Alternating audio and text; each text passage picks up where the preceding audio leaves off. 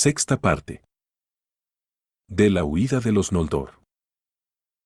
Al cabo de un tiempo una gran concurrencia se reunió en el anillo del juicio, y los Valar se sentaron en la sombra, porque era de noche. Pero las estrellas de Barde brillaban en lo alto y el aire estaba claro, pues los vientos de Manbe habían barrido los vapores de muerte y habían devuelto las sombras al mar. Entonces Yavanna se incorporó y se irguió sobre Eselloar, el montículo verde, pero estaba desnudo ahora, y negro, y puso las manos sobre los árboles, pero estos estaban muertos y oscuros, y cada rama que tocaba se quebraba y caía marchita a sus pies. Entonces muchas voces se alzaron en lamentaciones, y les pareció a los que se apesadumbraban que habían bebido hasta las heces la copa de dolor que Melkor había escanciado para ellos. Pero no era así. Yavanna habló ante los Valar, diciendo, la luz de los árboles se ha ido, y ahora vive solo en los Silmarils de Fëanor. Previsor ha sido. Aún para los más poderosos bajo la égida de Ilúvatar hay una obra que solo pueden llevar a cabo una única vez. Dicer a la luz de los árboles, y en los confines de Ea nunca más podré hacerlo. Sin embargo, si yo dispusiese de un poco de esa luz, podría devolver la vida a los árboles antes de que las raíces se corrompieran, y entonces nuestras heridas tendrían remedio, y la malicia de Melkor quedaría confundida. Entonces intervino Manbe y dijo, ¿oyes, Fëanor hijo de Finbe, las palabras de Yavanna? ¿Concederás lo que pide? Hubo un largo silencio, pero Fëanor no respondió. Tulkas gritó entonces, di, oh, Noldo, sí o no. Pero, ¿quién ha de negarse a Yavanna? ¿Y no vino de su obra en un principio la luz de los Silmarils? Pero Aule el Hacedor dijo, no tengas prisa. Pedimos algo más grande que nada que tú conozcas. Concédele paz por un instante. Pero Fëanor habló entonces y gritó amargamente, para los pequeños, como para los mayores, hay siempre algo que solo pueden hacer una vez, y luego el corazón ha de reposar. Puede que sea posible abrir mis joyas, pero nunca otra vez haré otras parecidas, y si he de romperlas, se me romperá el corazón y moriré, el primero de entre todos los Daren Aman. No el primero, dijo Mandos, pero nadie entendió estas palabras, y una vez más hubo silencio mientras Fëanor meditaba en la oscuridad. Le parecía estar engarzado en un anillo de enemigos, y le volvieron allá memoria las palabras de Melkor, los Silmarils no estarían seguros en manos de los Valar. ¿Y no es el Vale como ellos?, le decía el corazón. ¿Y no entiende acaso lo que ellos sienten? Sí, es un ladrón el que delata a los ladrones. Entonces vociferó, no lo haré de propia voluntad. Pero si los Valar me obligan, sabré entonces con seguridad que Melkor es como ellos. Entonces Mandos dijo, has hablado. Y Niena se puso en pie y fue a Eselloar, y echó atrás la capucha gris y lavó con lágrimas las inmundicias de un Oliant, y cantó doliéndose de la amargura del mundo y la injuria de Arda. Pero mientras Niena aún se lamentaba, llegaron mensajeros de Fórmenos, y eran gente de los Noulde que traían nuevas de infortunio. Porque contaron cómo una ciega oscuridad había avanzado hacia el norte, y en medio de ella se movía cierto poder para el que no había nombre, y la oscuridad salía de él mismo. Pero Melkor también estaba allí, y fue a la casa de Fëanor, y mató a Finbe, rey de los Noulde, delante de las puertas, y derramó la primera sangre en el reino bendecido, porque solo Finbe no había huido del horror del oscuro. Y contaron que Melkor había quebrantado la fortaleza de Fórmenos y se había apoderado de todas las joyas de los Noulde que allí estaban guardadas, y los Silmarils habían desaparecido. Entonces Fëanor se levantó, y alzando la mano ante Manbe, maldijo a Melkor llamándolo Morgoth, negro enemigo del mundo, y desde entonces y para siempre los Eldar solo lo conocieron por ese nombre. Y maldijo también el llamamiento de Manbe y la hora en que había acudido a Taniquetil, pensando en medio de la locura a que lo habían llevado la rabia y la pena que si se hubiera encontrado en Fórmenos, la fuerza le hubiera valido al menos para que no lo mataran a él también, como Melkor se había propuesto. Entonces Fëanor abandonó a la carrera el anillo del juicio y se internó en la noche, porque Finbe le era más querido que las obras incomparables de sus manos o que la luz de Valmar, y quienes entre los hijos, sean de elfos o de hombres, han tenido a sus padres en más alta estima. Muchos allí se afligieron por el dolor de Fëanor, pero la pérdida por el sufrida no era suya solamente, y Yavanna lloró junto al montículo, temiendo que la oscuridad devorara para siempre los últimos rayos de la luz de Valinor. Porque aunque los Valar aún no entendían del todo qué pasaba, advertían que Melkor había pedido ayuda a algo que procedía de más allá de Arda. Los Silmarils habían desaparecido y no importaba en apariencia que Fëanor le hubiera dicho sí o no a Yavanna. Sin embargo, si hubiera consentido desde un principio, antes de que las nuevas llegaran desde Fórmenos, quizá no hubiese podido acometer lo que hizo después. Pero el destino de los Noldor estaba ahora cada vez más cerca. Entretanto Morgoth, al huir de la persecución de los Valar, llegó a los baldíos de Araman. Esta tierra se extendía hacia el norte, entre las montañas de las Pelori y el gran mar, como Avatar se extendía hacia el sur, pero Araman era una región más vasta, y entre las costas y las montañas había tierras yermas, cada vez más frías a medida que se aproximaban al hielo. Por esta región Morgoth y Ungoliant pasaron deprisa, y así llegaron a través de las grandes nieblas de Oyomure al Elcaraxe, el estrecho entre Araman y la Tierra Media, todo de hielo crujiente, y él lo cruzó, y regresó por fin al norte de las tierras exteriores. Juntos siguieron avanzando, porque Morgoth no podía eludir a Ungoliant, y la nube de Ungoliant todavía lo envolvía y todos los ojos de ella estaban fijos en Morgoth, y llegaron a esas tierras que se extienden al norte del estuario de Drenghist. Se acercaba ahora Morgoth a las ruinas de Angband, donde se había levantado una gran fortaleza occidental, y Ungoliant cayó en la cuenta de cuál era la esperanza de Morgoth y supo que allí intentaría huir, y lo detuvo exigiéndole que cumpliera lo que había prometido. Negro corazón, dijo, he hecho lo que me pediste. Pero todavía estoy hambrienta. ¿Qué más quieres? Dijo Morgoth. ¿Deseas meterte el mundo entero en la barriga?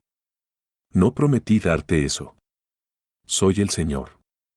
No pretendo tanto, dijo Ungoliant. Pero obtuviste un gran tesoro en Fórmenos, eso quiero. Sí, con ambas manos me lo darás. Entonces por fuerza se dio Morgoth las gemas que llevaba consigo, una por una y a regañadientes, y ella las devoró y la belleza de las piedras murió para el mundo. Más grande y oscura se volvió Ungoliant, pero su codicia no estaba satisfecha todavía. Con una mano das, dijo, solo con la izquierda. Abre la otra mano. En la mano derecha llevaba Morgoth apretados los Silmarils, y aunque estaban encerrados en un cofrecillo de cristal, habían empezado a quemarlo y el dolor le agarrotaba la mano, pero no la abría. No. Dijo. Has recibido lo que te adeudaba. Porque con el poder que puse en ti consumaste tu obra. Ya no te necesito. No tendrás estas cosas, ni las verás. Las nombro mías para siempre. Pero Ungoliant había crecido y Morgoth era ahora más pequeño a causa del poder que había salido de él, y ella se irguió enfrentándolo, y lo encerró en su nube y lo atrapó en una red de cuerdas pegajosas para estrangularlo. Entonces Morgoth lanzó un grito terrible cuyos ecos resonaron en las montañas.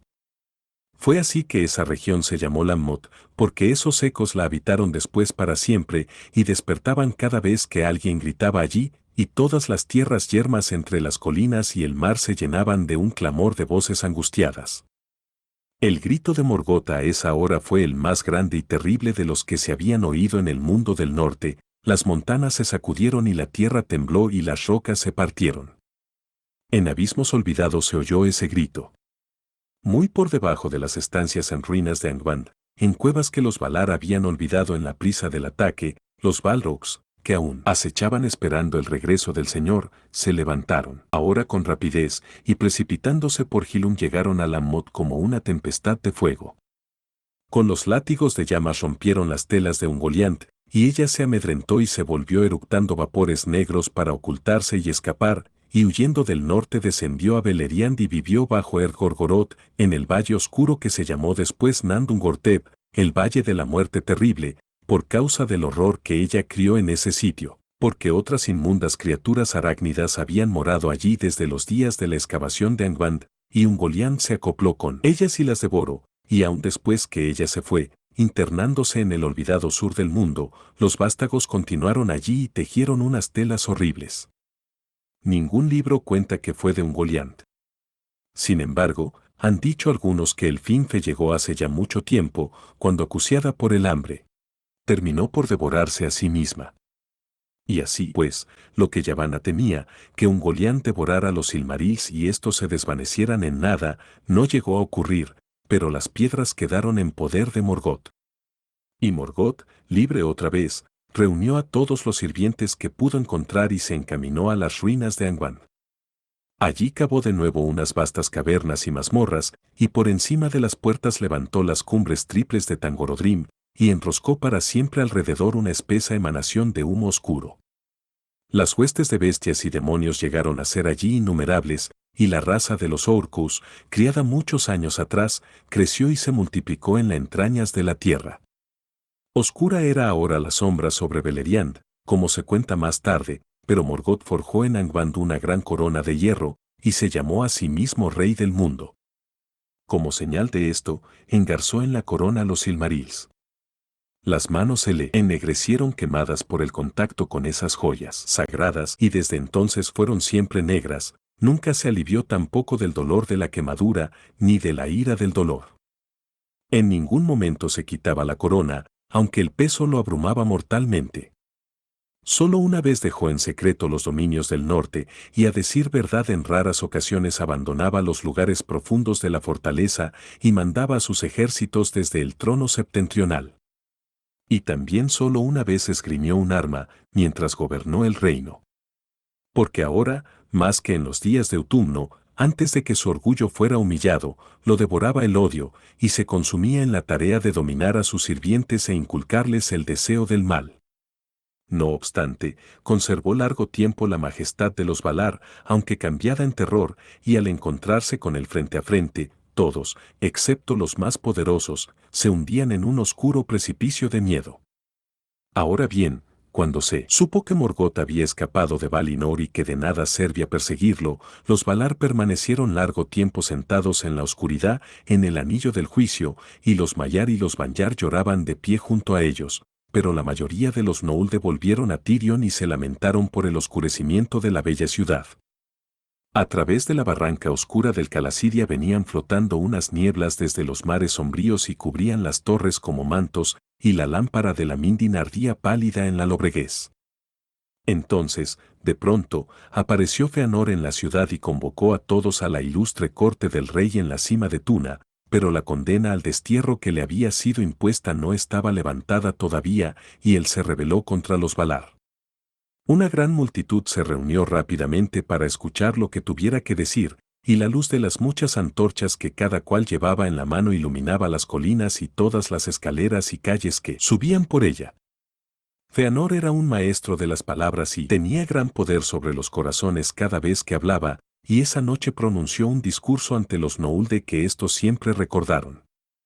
Fieras y salvajes fueron las palabras de Feanor, y colmadas de cólera y de orgullo, y al escucharlas los Noldor se sintieron movidos a la locura. Feanor habló sobre todo de Morgoth, con odio y cólera, y sin embargo, casi todo cuanto dijo procedía de las mentiras de Morgoth mismo, pero Feanor, transido de dolor por el asesinato de su padre y de angustia por el robo de los Silmarils, reclamó el reinado sobre todos los Noldor desde que Finve estaba muerto y despreció los decretos de los Valar. ¿Por qué, oh pueblo de los Noldor?, exclamó, porque habremos de servir a los celosos Valar, que no pueden protegernos ni protegerse del enemigo. Y aunque sea ahora un adversario, ¿no pertenecen ellos y él a un mismo linaje? La venganza me llama desde aquí, pero aun cuando así no fuese, no querría yo vivir más tiempo en la misma tierra con el linaje del asesino de mi padre y del ladrón de mi tesoro. Pero no soy el único valiente en este pueblo de valientes. ¿Y no habéis perdido todos a vuestro rey? ¿Y qué más no habéis perdido, aquí encerrados en una tierra estrecha entre las montañas y el mar? Aquí una vez hubo luz, que los Valar mezquinaron a la Tierra Media, pero ahora la oscuridad lo nivela todo. Nos lamentaremos aquí siempre inactivos, pueblo de sombras, moradores de la niebla, vertiendo lágrimas vanas en el mar indiferente. ¿O volveremos a nuestra patria? en cui vienen fluían dulces las aguas bajo las estrellas de un cielo sin nubes, y vastas eran las tierras, por las que podía andar un pueblo libre. Allí se extienden todavía y nos aguardan, a nosotros que las abandonamos en un momento de locura. Venid. Que los cobardes guarden la ciudad. Largamente habló, instando siempre a los noulde a que lo siguieran, y a ganar ellos mismos la libertad y grandes reinos en las tierras del este, antes de que fuera demasiado tarde, porque repetía las mentiras de Melkor, que los Valar los habían engañado y pretendían mantenerlos cautivos para que los hombres pudieran regir en la Tierra Media. Muchos de los Eldar oyeron hablar por primera vez de los segundos nacidos. Hermoso será el fin, exclamó Fëanor, aunque largo y áspero el camino. Decida Dios al sometimiento. Pero decida Dios también a la holgura. Decida Dios a los débiles. Decida Dios a vuestros tesoros. Porque iremos más lejos que Orome, soportaremos más durezas que Tulcas, nunca dejaremos de intentarlo. Tras Morgoth hasta el fin de la tierra. Combatiremos contra él y nuestro odio será imperecedero. Pero cuando lo hayamos conquistado y recuperemos los Silmarils, nosotros y solo nosotros seremos los señores de la luz inmaculada y amos de la beatitud y la belleza de Arda. Ninguna otra raza nos despojará. Entonces pronunció Fëanor un terrible juramento. Los 7 hijos se acercaron a él de un salto y juntos hicieron el mismo voto, y rojas como la sangre brillaron las espadas al resplandor de las antorchas. Era un juramento que nadie puede quebrantar ni nadie ha de pronunciar, aun en nombre de Ilúvatar, y pidieron para ellos la oscuridad sempiterna si no lo cumplían, y a Manbe nombraron como testigo, y a Barde, y a la montaña sagrada de Taniquetil, prometiendo perseguir con odio y venganza hasta el fin del mundo a Vale, demonio, elfo u hombre aún no nacidos, o a cualquier otra criatura, grande o pequeña, buena o mala, a la que el tiempo diese origen desde ahora hasta la consumación de los días que guardara, tomara o arrebatara uno de los Silmarils de Fëanor. Así hablaron Maedhros y Maglor y Celegorn, Curufin y Carantir, Amrod y Amres, príncipes de los Noulde, y muchos se descorazonaron al oír las terribles palabras. Porque así dicho, un juramento, malo o bueno, no puede quebrantarse, y perseguirá tanto al que lo cumple como al que lo quebranta hasta el fin del mundo. Fingolfin y su hijo Turgon hablaron por tanto en contra de Fëanor, y despertaron palabras fieras, de modo que una vez más la ira estuvo cerca del filo de las espadas. Pero Finarfin habló dulcemente, como le era habitual, e intentó apaciguar a los Noulde, pidiéndoles que se detuvieran y meditaran antes que se hiciera algo que no pudiera deshacerse, y Orodred, solo entre sus hijos, habló de igual manera, pero Galadriel, la única mujer de los Noulde que se mantuvo erguida y valerosa entre los príncipes contendientes, estaba ansiosa por partir.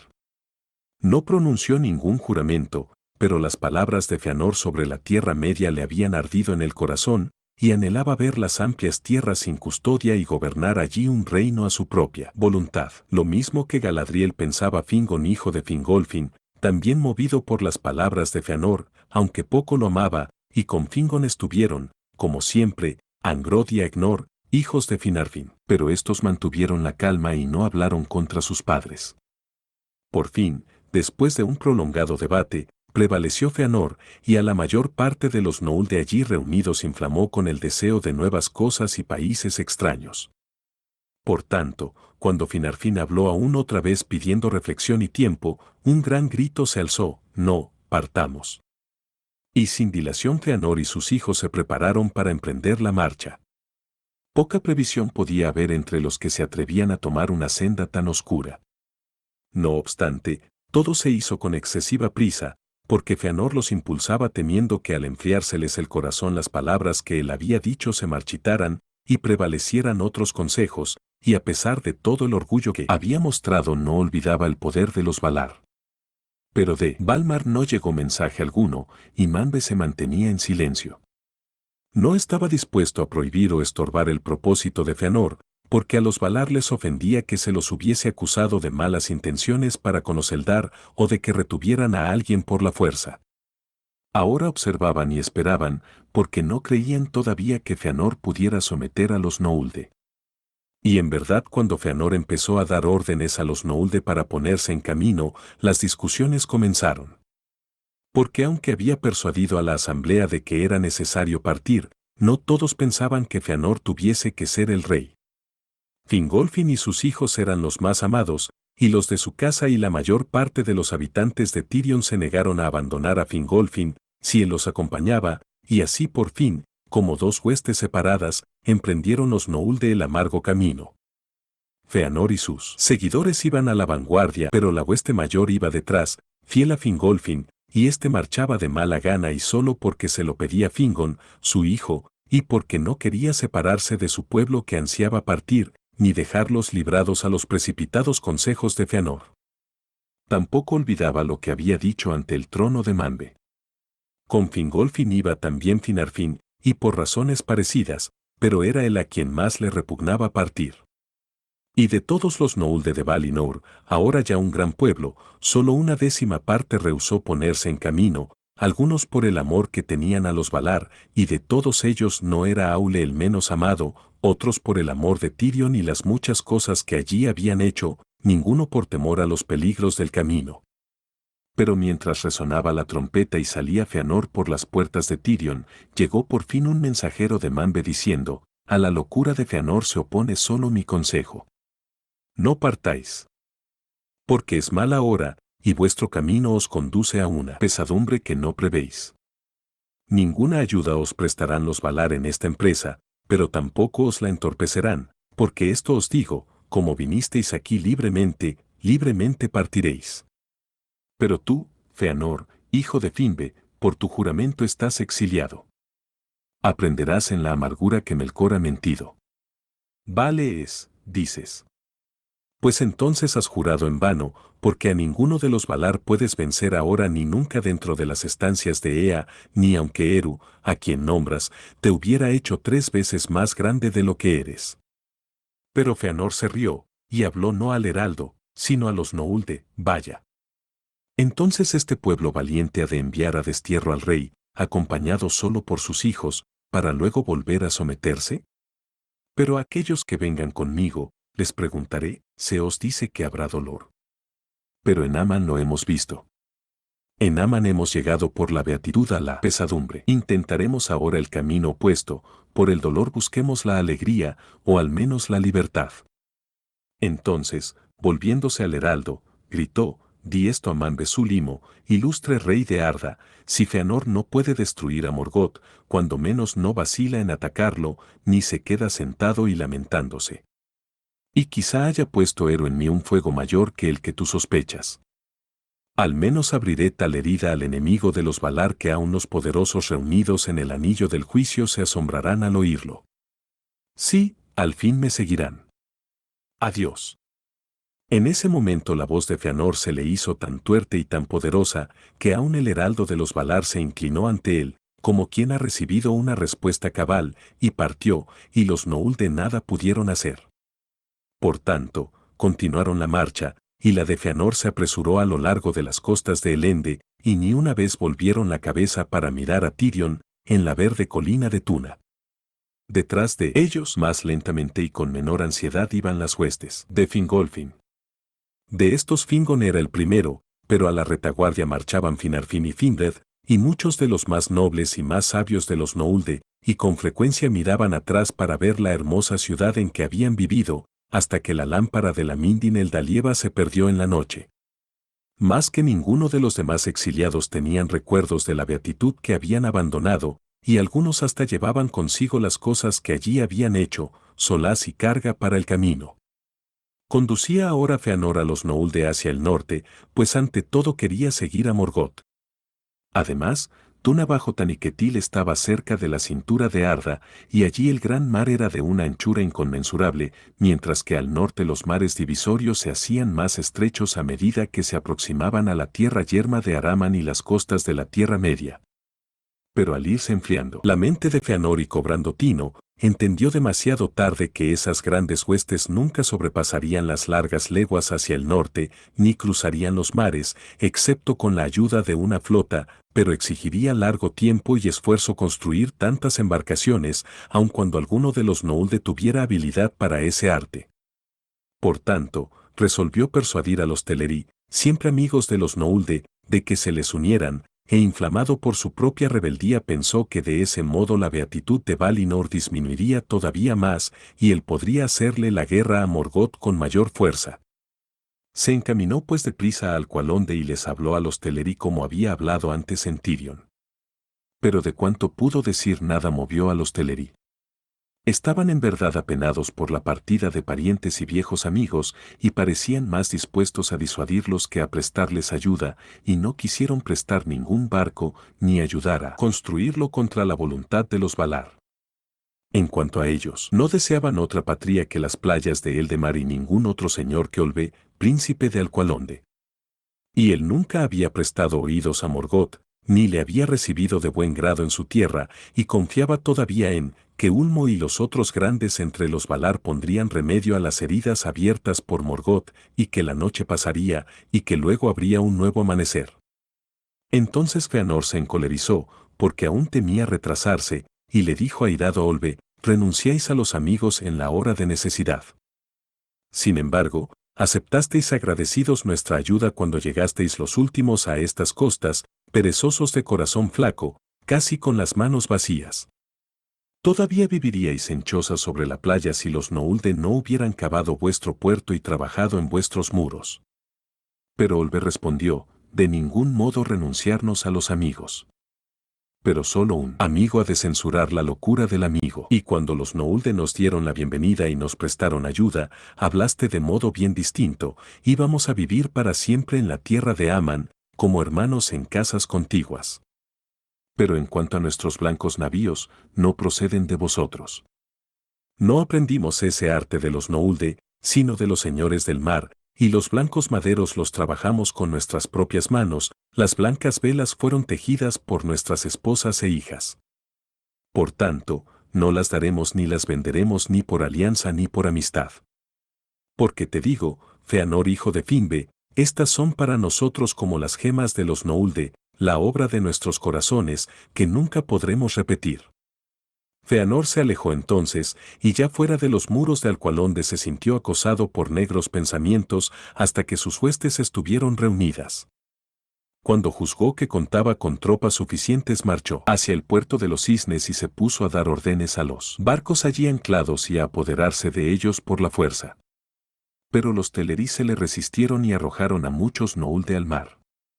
Entonces se desenvainaron las espadas y se desencadenó una amarga batalla en los barcos y en los muelles y malecones iluminados por lámparas y hasta sobre el gran arco de las puertas. 3 veces la gente de Fëanor fue rechazada y muchos murieron de ambos bandos, pero la vanguardia de los Noulde recibió el socorro de Fingon con los primeros de la hueste de Fingolfin, que al llegar y descubrir que se libraba una batalla en la que moría gente de su propio linaje, se unieron a ella sin conocer bien el motivo de la lucha. Algunos creyeron que los Teleri intentaban impedir la marcha de los Noulde por orden de los Valar. Así por último los Teleri fueron vencidos, y gran parte de los marineros que vivían en Alqualondë fueron muertos vilmente. Porque la desesperación había vuelto feroces a los Noulde, y los Teleri contaban con menos gente y casi no tenían otras armas que unos arcos delgados.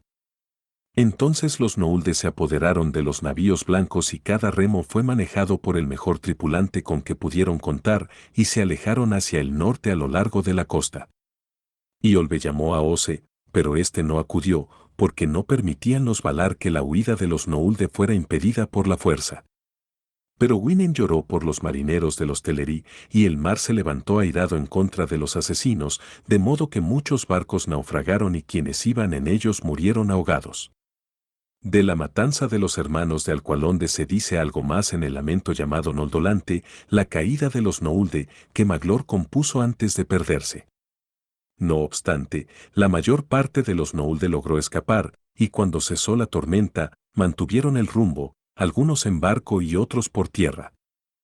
Pero el camino era largo y a medida que avanzaban, sobrevenían nuevos males.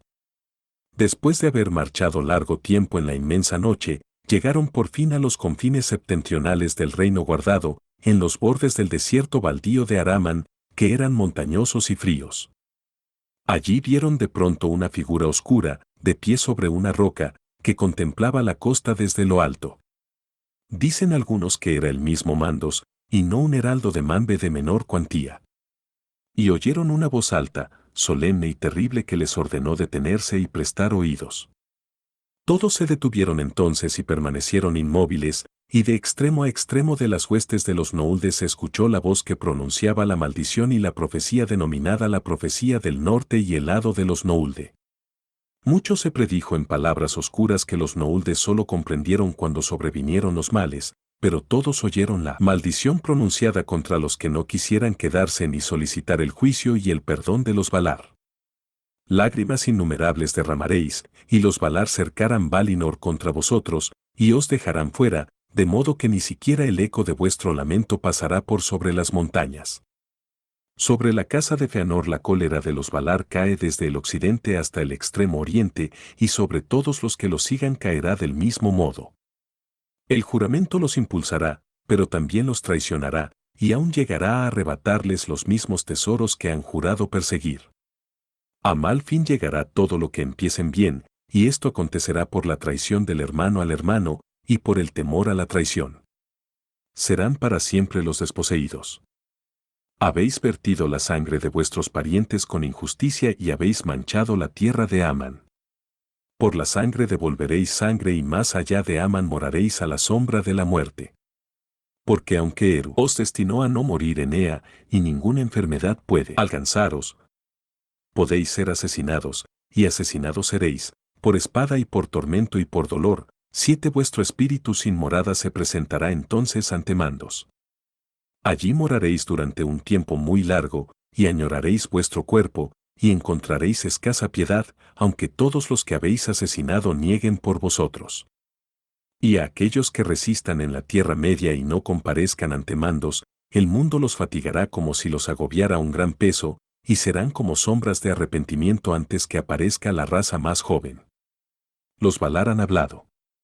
Entonces muchos se lamentaron, pero Feanor endureció su corazón y dijo, hemos hecho un juramento y no a la ligera. Lo mantendremos.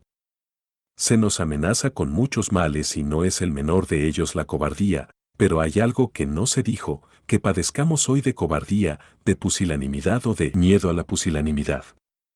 Por tanto os digo que seguiremos adelante, y este destino pronostico, que los hechos que hagamos serán temas de muchas canciones hasta los últimos días de Arda.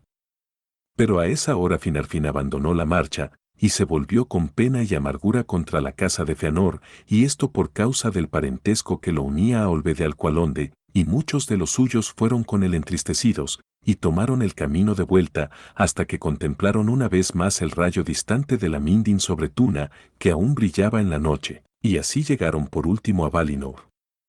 Allí recibieron el perdón de los Valar y se le dio a Finarfin el gobierno del resto de los Noulde en el reino bendecido. Pero los hijos de Finarfin no estaban con él, pues no quisieron abandonar a los hijos de Fingolfin, y todo el pueblo de Fingolfin siguió adelante, aun sintiéndose empujado por la gente de su propio linaje y por la voluntad de Feanor, y temiendo enfrentar el juicio de los Valar, pues no todos eran inocentes de la matanza de Alqualonde.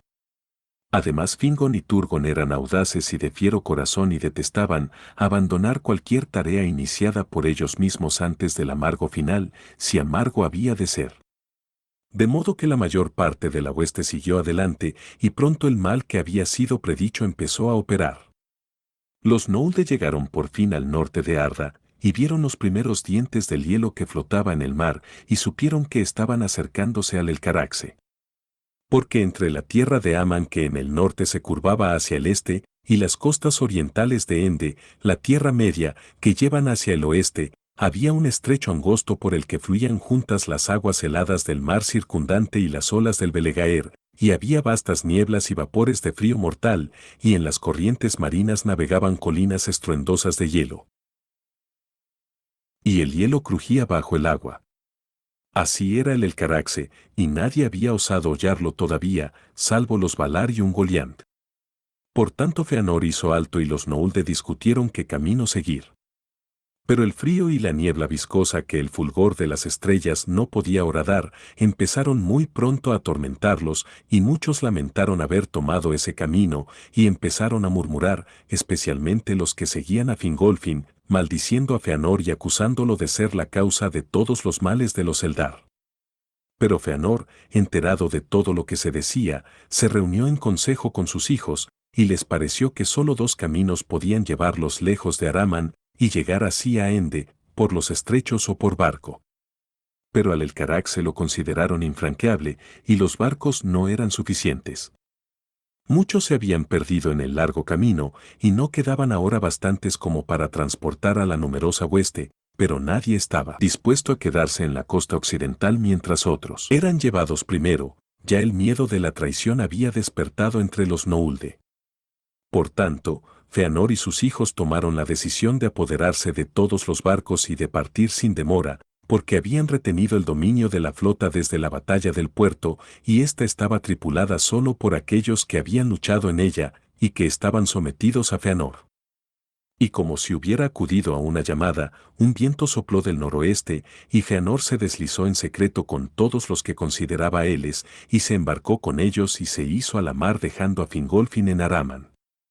Y como el mar era allí estrecho, navegando hacia el este y algo hacia el sur, avanzó sin pausa, y fue el primero entre los Noulde en poner pie una vez más en las costas de la Tierra Media, y el desembarco de Fëanor ocurrió en la desembocadura del estuario llamado Drengist que se adelantaba hacia Dorlomin. Pero cuando hubieron desembarcado, Maedhros, el mayor de los hijos de Fëanor, y en un tiempo amigo de Fingon antes de que se interpusieran entre ellos las mentiras de Morgoth, le habló a Fëanor diciendo: «Ahora, ¿de qué barcos y remeros dispondrás para la vuelta, y a quién traerán de allí primero? ¿A Fingon el valiente?». Entonces Fëanor rió con malignidad y replicó gritando: «Ningún barco y ningún remero. Lo que he dejado atrás no lo considero una pérdida, ha sido una carga innecesaria en el camino. Que quienes han maldecido mi nombre lo maldigan aún, y que sus plañidos les abran el camino de vuelta a las jaulas de los Valar. Que se quemen las naves». Entonces Maedhros se apartó, pero Fëanor hizo que se prendiera fuego a las blancas naves de los Telen. Así pues, en ese lugar que se llamó Losgar, en la desembocadura del estuario de Drengist, acabaron los navíos más hermosos que nunca hayan surcado el mar en una gran hoguera, fulgurante y terrible. Y Fingolfin y su pueblo vieron la luz desde lejos, roja bajo las nubes, y supieron que habían sido traicionados. Estos fueron los primeros frutos de la matanza de Alqualonde y del lado de los Noulde. Entonces Fingolfin, al ver que Fëanor lo abandonaba, para que pereciese en Araman o regresara avergonzado a Valinor, se llenó de amargura, pero ahora deseaba como nunca llegar de algún modo a la Tierra Media y volver a encontrarse con Fëanor. Y él y sus huestes cerraron afligidos mucho tiempo, pero sintiendo que el valor y la resistencia se les acrecentaban con las penurias, porque eran un pueblo poderoso, los primeros hijos inmortales de Eru y Ilúvatar, aunque recién llegados del reino bendecido y no sujetos todavía a las fatigas de la tierra. El fuego de la juventud ardía en ellos, y conducidos por Fingolfin y sus hijos, y por Finrod y Galadriel, se atrevieron a penetrar en lo más crudo del norte, y al no hallar otro camino enfrentaron por fin el terror del Elcaraxe y las crueles montañas de hielo. Pocas de las hazañas que con posterioridad llevaron a cabo los Noulde superaron en penuria o dolores a desesperada travesía. Allí se perdió Elenbe, la esposa de Turgon, y muchos otros también perecieron, y fue con huestes disminuidas que Fingolfin pisó por último las tierras exteriores. Poco amor por Fëanor y sus hijos sentían los que marcharon detrás de él, y soplaron sus trompetas en la Tierra Media cuando por primera vez se elevó la luna de los Sindar. Ahora bien, como ya se dijo, el poder de Elwë y Melian aumentó en la Tierra Media, y todos los elfos de Beleriand, desde los marineros de Círdan hasta los cazadores errantes de las montañas azules más allá del río Helion, reconocían a Elwë como señor. Elu-Thingol, rey Mantrogris, era llamado en la lengua de su pueblo. A los elfos grises de Beleriand, iluminada por las estrellas, se los llamaba también los Sin-Dar, y aunque eran Morikendi, bajo la égida de Thingol y por mediación de las enseñanzas de Melian se convirtieron en los más hermosos, los más sabios y los más hábiles de todos los elfos de la Tierra Media. Y al cabo de la primera edad del encadenamiento de Melkor, cuando en toda la tierra había paz y la gloria de Valinor había alcanzado su cenit, vino al mundo Lúthien, la única hija de Thingol y Melian. Aunque casi toda la Tierra Media estaba sumida en el sueño de Yavanna, en Beleriand, bajo el poder de Melian, había vida y alegría, y las estrellas brillantes resplandecían como fuegos de plata, y allí, en el bosque de Neldoret, nació Lúthien, y las blancas flores de Nipredil se adelantaron para saludarla como estrellas de la tierra. Sucedió durante la segunda edad del cautiverio de Melkor que los enanos llegaron por sobre las montañas azules de Erd Luin a Beleriand. Asimismo se llamaban Khazad, pero los Sindar los llamaban los Naugrim, el pueblo menguado, y Gonirrim, maestros de la piedra. Lejos, hacia el este, estaban las más antiguas viviendas de los Naugrim, pero habían excavado para ellos grandes estancias y mansiones, de acuerdo con el estilo de los enanos, en las laderas orientales de Erd Luin, y a esas ciudades las llamaban Gabilgatol y Tumunzaar.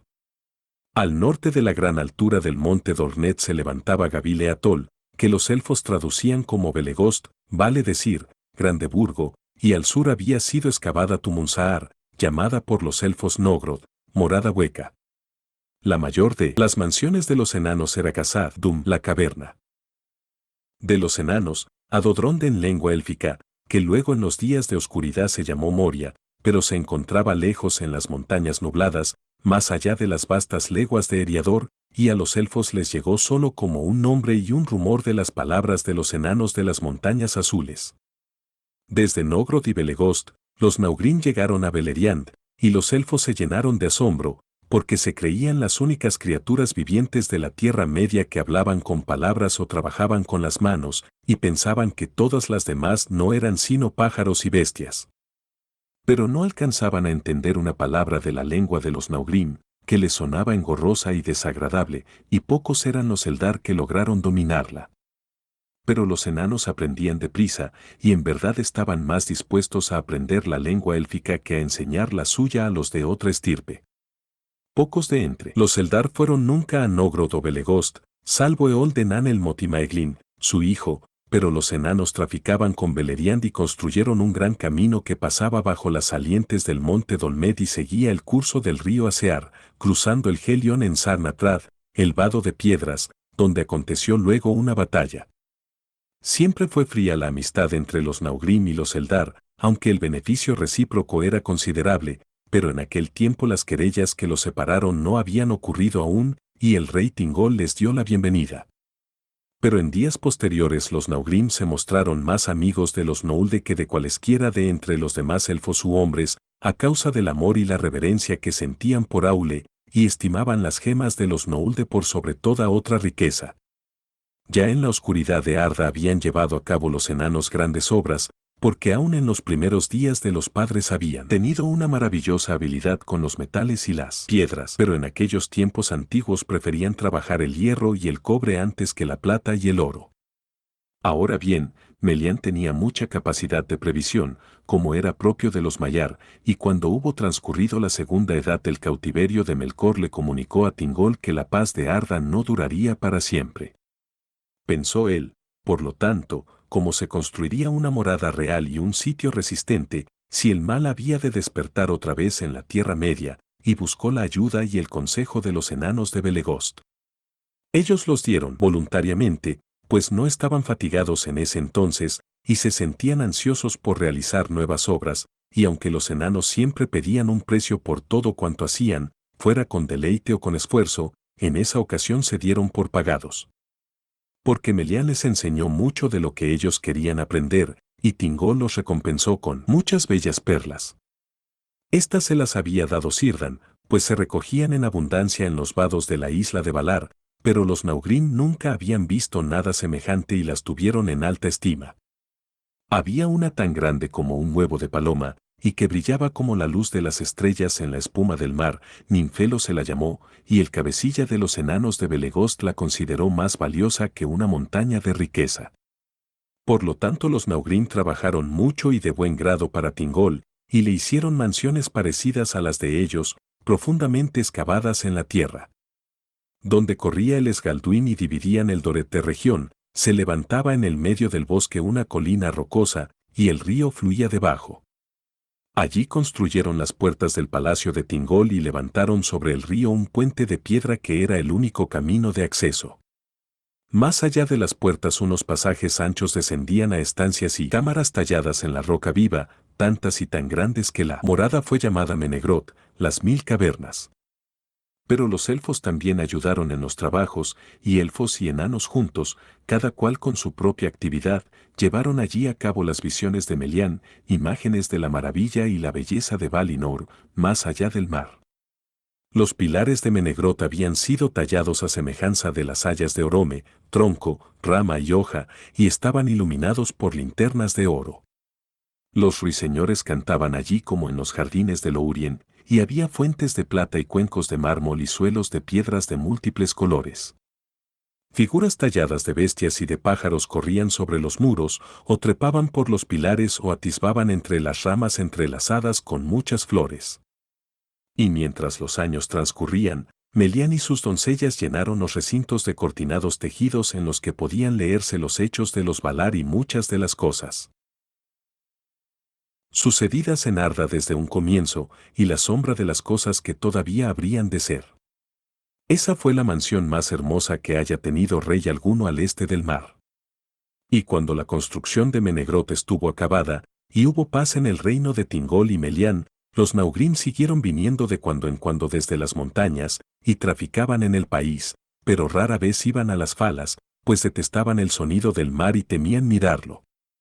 A Beleriand no llegaban otros rumores o noticias del mundo de fuera.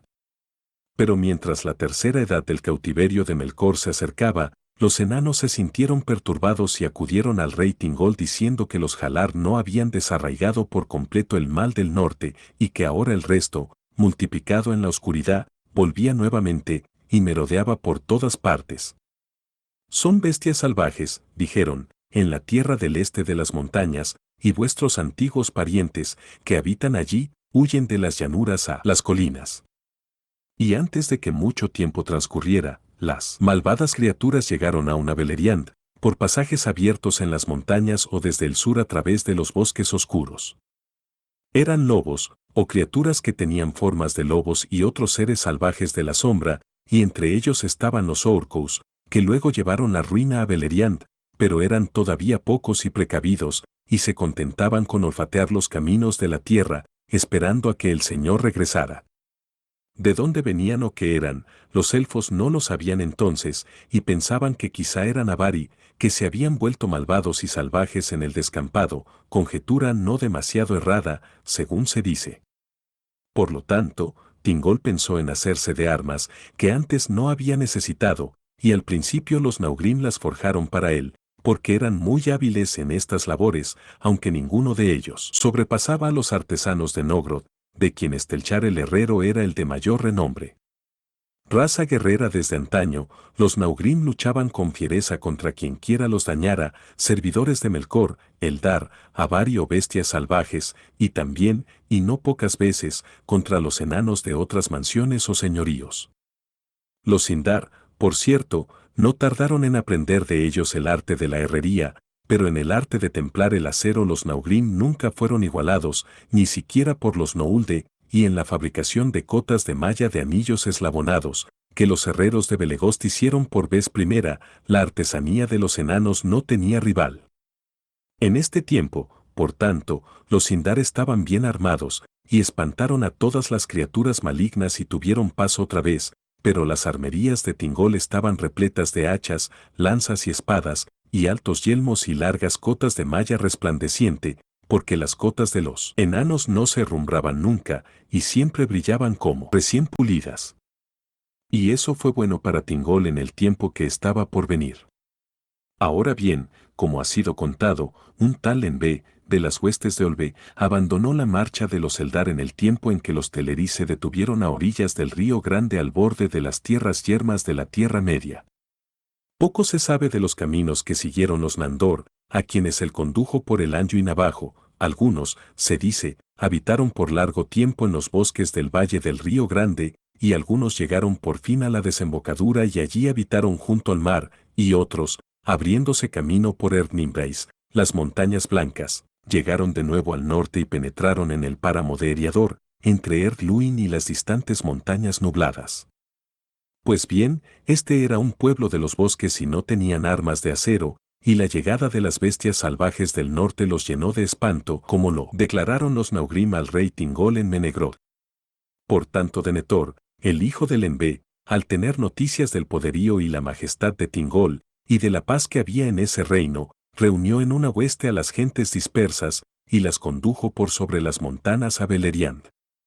Allí Thingol les dio la bienvenida, como a parientes perdidos que regresan después de un largo tiempo, y ellos habitaron en Osiriand, la tierra de los 7 ríos. De los largos años de paz que siguieron a la llegada de Denethor, poco es lo que se cuenta. En esos días, se dice, Daeron el bardo, maestro de sabiduría en el reino de Thingol, inventó sus runas, y los Naugrim que se acercaron a Thingol las aprendieron, y se alegraron, teniendo el arte de Daeron en más alta estima que los Sindar, el propio pueblo de Thingol. Los Naugrim llevaron la Sirta hacia el este por sobre las montañas, y así llegaron al conocimiento de muchos pueblos, aunque los Sindar apenas las utilizaron.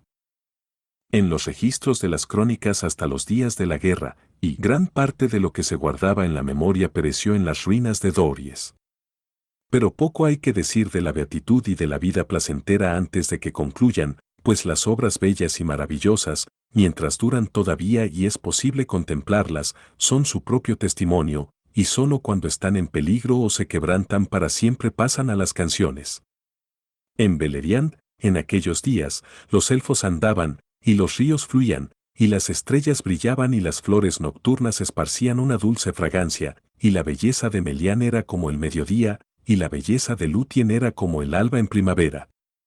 En Beleriand, el rey Thingol en su trono era como los señores de los Maiar, cuyo poder está en reposo, cuya alegría es como un aire que respira cada día, cuyo pensamiento fluye en una onda imperturbada desde las alturas a las profundidades. En Beleriand todavía a veces cabalgaba Orome el Grande, que pasaba como un viento por las montañas, y el sonido del cuerno descendía desde la luz distante de las estrellas, y los elfos temían el esplendor del rostro de Orome, y el estrépito de la carrera de Nejer, pero cuando el eco del Balaroma resonaba en las colmas, sabían que no había criatura maligna que no huyera lejos. Pero ocurrió al fin que el término de la beatitud se aproximaba, y el mediodía de Valinor declinaba hacia el ocaso. Porque como se dijo y es conocido de todos, pues está escrito en los libros y ha sido cantado en múltiples canciones, Melkor hirió a los árboles de los Valar con ayuda de Ungoliant, y huyó, y volvió a la Tierra Media. Lejos al norte ocurrió la disputa entre Morgoth y Ungoliant, pero el eco del gran grito de Morgoth resonó en todo Beleriand, y el pueblo se sobrecogió de miedo, porque aunque no sabían lo que presagiaba, creyeron oír al heraldo de la muerte. Poco después Ungoliant abandonó el norte y llegó al reino del rey Thingol, envuelta en un terror de oscuridad, pero fue detenida por el poder de Melian, y no entró en el Doret, y moró largo tiempo a la sombra de los precipicios, donde Dortonion descendía hacia el sur. Y esas cimas fueron conocidas con el nombre de Erdgorgoroth, las montañas del terror, y nadie osaba ir por allí, ni pasar cerca de ellas, allí la vida y la luz perecían, allí todas las aguas estaban envenenadas. Pero Morgoth, como ya se dijo, volvió a Angband y la reconstruyó, y por encima de las puertas levantó las torres pestilentes de Tangorodrim, y entre los portales de Morgoth y el puente de Menegroth había 150 leguas, una distancia larga, pero aún demasiado corta. Ahora bien, los orcos que se multiplicaban en la oscuridad de la tierra crecieron en fuerza y en ferocidad, y el oscuro señor de todos ellos los inflamaba con deseos de ruina y muerte, y salían por los portales de Angband bajo las nubes que Morgoth enviaba por delante, y marchaban en silencio a las tierras altas del norte. De allí un gran ejército avanzó de pronto sobre Beleriand y atacó al rey Thingol. Ahora bien, en aquel vasto reino muchos elfos erraban libres por el descampado o vivían en paz en pequeños clanes apartados entre sí, y solo en torno a Menegroth, en medio de la tierra, y en el país de los marineros a lo largo de las palas, había numerosos pueblos. Pero los orcos descendieron sobre ambos lados de Menegroth, y desde los campamentos del este entre el Selón y el Helion, y saquearon a lo largo y a lo ancho vastas extensiones de las llanuras occidentales entre el Sirion y el Narog, y Thingol quedó separado de Círdan en Eglarest. Por tanto convocó a Denethor, y los elfos vinieron en gran número de región, más allá de Laros, y de Osiriand, y libraron la primera batalla de las guerras de Beleriand. Y el ala oriental del ejército de los Orcus quedó atrapada entre las huestes de los Eldar, al norte del Andram. Y a mitad de camino entre el Aros y el Helión, y allí fueron completamente derrotados, y los que corrieron hacia el norte huyendo de la gran matanza fueron recibidos por las hachas de los Naugrim que salieron del monte Dolmed. Pocos en verdad volvieron a Angwand. Pero la victoria les costó cara a los elfos. Pues los de Osirian tenían armas livianas y no eran rivales para los Orcus, que iban calzados de hierro y con escudos también de hierro y espadas de hoja ancha, y Denethor quedó aislado y rodeado en la colina de Amon-Ereb. Allí cayó él junto a los suyos, antes de que el ejército de Tingolf pudiera acudir a ayudarlo. Aunque fue duramente vengado cuando Tingol llegó a la retaguardia de los Orcus y sembró el campo de pilas de cadáveres, el pueblo de Denedior lo lloró siempre y no volvió a tener rey. Después de la batalla, algunos regresaron a Osinand, y las nuevas que allí llevaron llenaron de temor al resto del pueblo, de modo que ya no guerrearon abiertamente, sino que se atuvieron a la cautela y el secreto, y fueron llamados los Laikendi, los elfos verdes, pues llevaban vestiduras del color de las hojas. Pero muchos se encaminaron al norte y entraron en el reino guardado de Tingol, donde se mezclaron con el pueblo. Y cuando Tingol volvió a Menegroth, se enteró de que el ejército de los Orcus había ganado la batalla del oeste y que había empujado a Círdan hasta el borde del mar.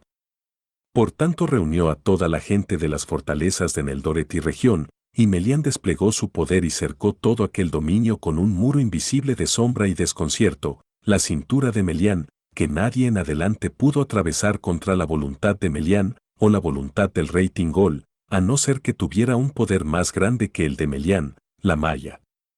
Y esta tierra interior, que durante mucho tiempo se llamó Eglador, recibió después el nombre de Dories, el reino guardado, la tierra de la cintura. Dentro de ella había aún una paz vigilante, pero fuera de allí había peligro y mucho miedo, y los sirvientes de Morgoth merodeaban a su antojo, salvo en los puertos amurallados de las palas. Pero acechaban nuevas noticias que nadie en la Tierra Media había previsto, ni Morgoth en los abismos ni Melian en Menegroth, pues ninguna nueva llegaba de Aman, ni por medio de un mensajero, ni por medio de un espíritu, ni por una visión en un sueño, desde la muerte de los árboles. En este mismo tiempo Feanor vino por el mar en las naves blancas de los Teleri, y desembarcó en el estuario de Drengist, y allí en los Gar quemó las naves.